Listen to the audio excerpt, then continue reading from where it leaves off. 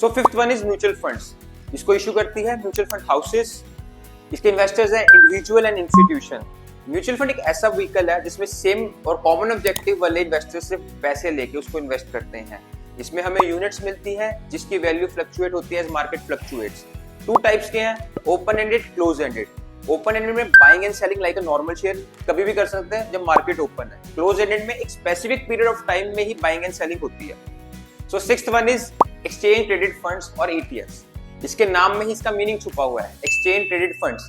ऐसे फंड जो स्टॉक्स की तरह ही एक्सचेंज पे ट्रेड होते हैं, बट इसका एक फायदा है, ये डिफरेंट एसेट क्लास की बास्केट बना के इन्वेस्टर्स को एक ऑप्शन देते हैं कि डाइवर्सिफाई कर सकते हैं अपना पोर्टफोलियो और इन्वेस्ट कर सकते हैं एट मच लोअर कॉस्ट।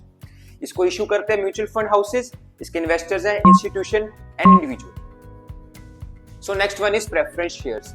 ये ऐसी इक्विटी शेयर है जिसमें फीचर्स है दो के, डेट के भी इक्विटी के भी। इसमें एक fixed amount of dividend company पे करते है प्रेफरेंस शेयर होल्डर को, जो कि रिटर्न होता है प्रेफरेंस शेयर कॉन्ट्रैक्ट के अंदर। इनको प्रेफरेंस दी जाती है इक्विटी शेयर होल्डर से ज्यादा at the time of repayment of their capital and dividend. अगर कंपनी बंद हो रही है या बैंकरप्ट हो रही है, इनको सबसे पहले इनका कैपिटल वापसी किया जाएगा। अनलाइक इसका एक छोटा सा नुकसान है कि जब कंपनी बंद हो रही है उसको कोई रेजिडुअल एसेट्स बच रहा है, ये उनमें इसका बिल्कुल कोई मतलब नहीं है, वो इक्विटी शेयर होल्डर्स को ही मिलेगा। आईडीआरस, GDRs and ADRs, Indian Depository Receipts, Global Depository Receipts and American Depository Receipts।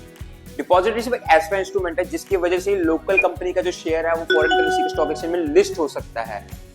Indian currency suppose करो, एक एग्जांपल लेते हैं, हमारे इंडिया का एक शेयर है उसको लिस्ट होना है अमेरिका में, तो क्या करेगा वो कंपनी अपना DR इशू करेगी उसके अमेरिका के कस्टोडियन बैंक के पास, उसके बाद उसको ऑथराइजेशन मिलेगी, तभी वो लिस्ट हो पाएगा अमेरिका की स्टॉक मार्केट में, स्टॉक एक्सचेंज में। तो ऐसे ही क्या होता है, अगर किसी को बाहर वाली कंपनी को हमारे इंडिया में शेयर लिस्ट करना है, वो अपना DR लेके आएगी, हमारे बैंक के पास रखेगी, ऑथराइजेशन मिल गया, वो इंडिया के मार्केट में लिस्ट होगा।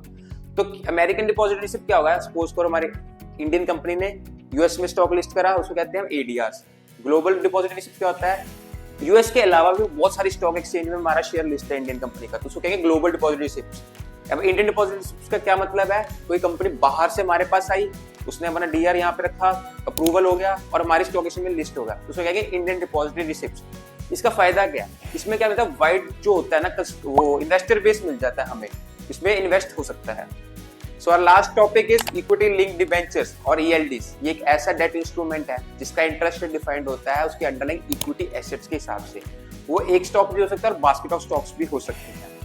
इसमें एक प्री डिटरमाइंड जो कैपिटल होता है वो पे करना होता है।